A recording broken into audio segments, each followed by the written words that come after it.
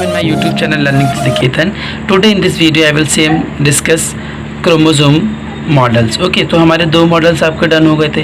तो दो मॉडल्स के बाद हम क्या देखेंगे, आपका थर्ड मॉडल देखते हैं जो है आपके फोल्डेड फाइबर मॉडल. अब फोल्डेड फाइबर मॉडल का क्या है आपके, तो जो फोल्डेड फाइबर मॉडल है सबसे पहले उसे देख लेते हैं किसने दिया था. तो फोल्डेड आपके फाइबर मॉडल जो है वो आपके ड्यूब्राउ ने दिया था, ड्यूब्राउ ने, है ना. और उन्होंने वैसे फाउंड किया था, और उन्होंने किस में फाउंड किया था, सिस्टर क्रोमेटिड्स में.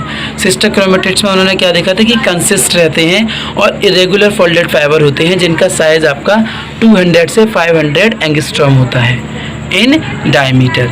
ठीक है, उसका क्या था कि ये जो था आपके it was a concluded that, इस मॉडल ने हमें बताया था कि जो प्रत्येक क्रोमेटिड है वो कंसिस्ट रहता है आपके सिंगल फाइबर फोल्डर पर, जो लॉन्गिट्यूडनली क्या होते हैं, ट्रांसवर्सली होते हैं. और एक्सपेरिमेंटली उन्होंने इस चीज़ को प्रूव किया था. अब जो एक क्रोमेटिल फाइबर होता है वो 230 एंगस्ट्रॉम का यानी 230 एंगस्ट्रॉम का होता है, जो किससे बना होता है, आपके डीएनए से बना होता है. डीएनए में किससे बना होता है, डबल हेलिक्स से, जो कॉइल्ड रहता है किसके बाद, coiled by the with histones. Okay, अब जो क्रोमेटिन फाइबर हैं वो रेप्लिकेट करते हैं ड्यूरिंग इंटरफेस.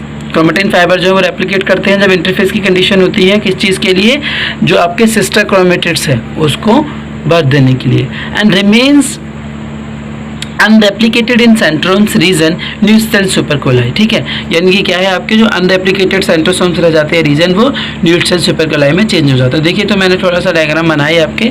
ये जो है आपके ये क्या है, this is a centromere region, this is the part of replication, interphase chromatin, this is interphase chromatin. But after you will come here the chromosome after replication, this both are the sister chromatids. Okay friends, if you like this video please don't forget to share, subscribe and comment me on comment box. Thanks for watching.